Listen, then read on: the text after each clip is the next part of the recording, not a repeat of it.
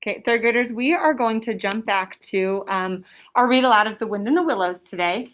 And we're going to do talk about the vocabulary, the words we're going to run into today as we go through our reading. And back table, please, with your water bottle laden. We're going to go through some of the vocabulary words that we are going to hear today in our reading, and then we'll go ahead and jump into our story and have some discussion surrounding it. Sound good? Okay, so the very first word that I want to introduce to you guys and tell you guys a little about is the word domestic. What word?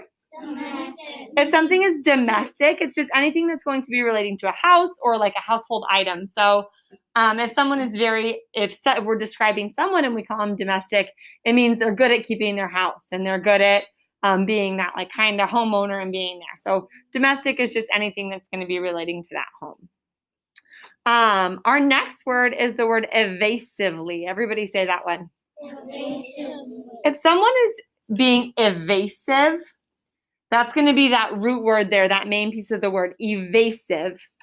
Evasively, when we put that ly ending on there, that's just letting us know that they're doing it in a way. If someone's doing something evasively, they're doing it in a way that's not entirely truthful. It's not entirely direct. They might be avoiding something.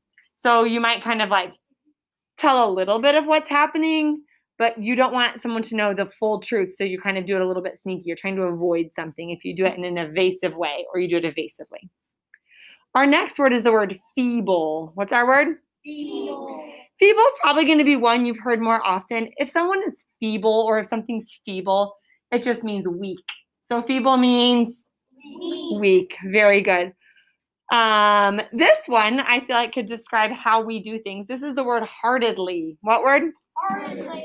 What word do you hear in the word heartedly? Lexi? We hear the word heart. If you're doing something heartedly, it just means you're doing it enthusiastically. So you have excitement behind it, you have heart behind it, and you're doing it very enthusiastically if you do something heartedly. And the very last word all of you have probably heard before is the word postpone. Have you guys heard that word before? Good. How many of you have ever had to postpone something before?